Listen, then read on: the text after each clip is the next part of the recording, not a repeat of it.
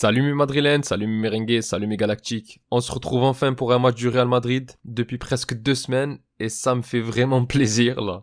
Après cette trêve internationale de mort qui a servi à rien à part montrer que Mbappé en neuf, c'est pas encore ça du tout. Alors que je pensais que vraiment qu'après le doublé face au Betis, il avait débloqué un truc. Mais bon, rien du tout apparemment. Il va encore falloir du temps. Mais peut-être qu'avec le Real ça sera différent, on verra. Il y avait aussi les deux buts de Brahim avec le Maroc, où on voit que lui, par rapport aux Français, il est en pleine bourre. Et ça, par contre, c'est des bonnes nouvelles. Bonne nouvelle aussi pour les blessures au sein du club. On a le retour de Jude Bellingham, enfin. Alors peut-être trop juste pour être titulaire, quoi qu'on ne sait jamais avec lui.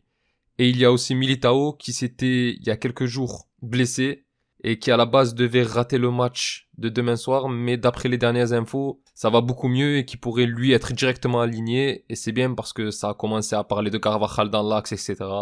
Et franchement, je voulais pas commencer déjà à bricoler, alors qu'on est à peine en septembre. Bon, tout ça étant dit, on va se reconcentrer sur le match et sur l'adversaire.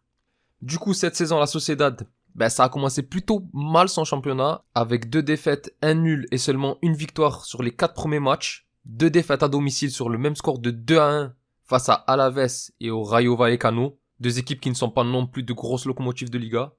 1 nul contre Retafe, où l'équipe s'est fait pourtant littéralement manger et s'en sort vraiment bien. Et enfin seulement une victoire face à l'Espagnol, mais également dans un match où la Sociedad n'était pas non plus en grosse domination, et c'est Kubo qui les sauve en toute fin de match.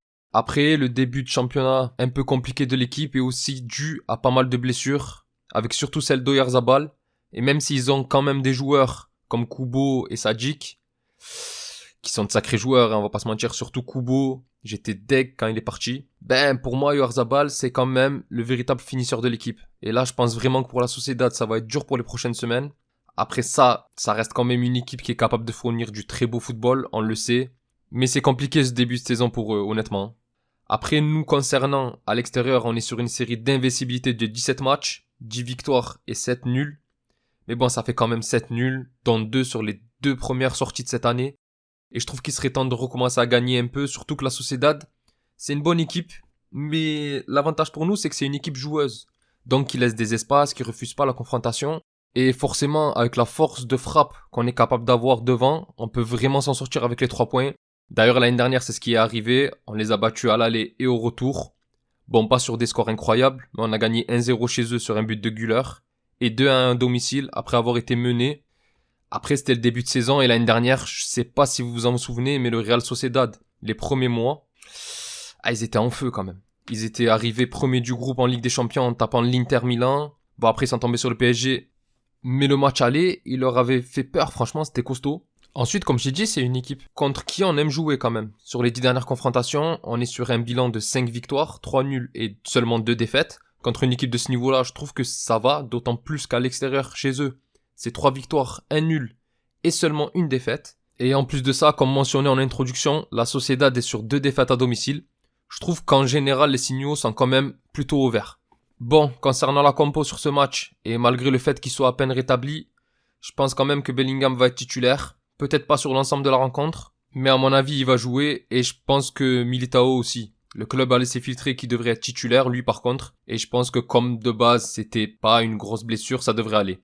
Du coup, on devrait partir sur Courtois au cage, Militao Rudiger dans l'axe central, Carvajal à droite, le retour de Mendy à gauche, qui tout comme Militao avait une petite blessure, mais apparemment c'était juste quelques jours de repos qu'il lui fallait. C'est d'ailleurs pour ça qu'il n'était pas avec l'équipe de France.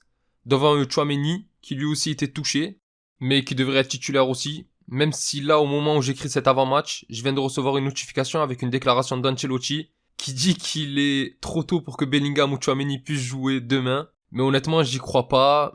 Mais au pire, je vais vous donner mon milieu qui sera Tchouaméni, Bellingham, Valverde.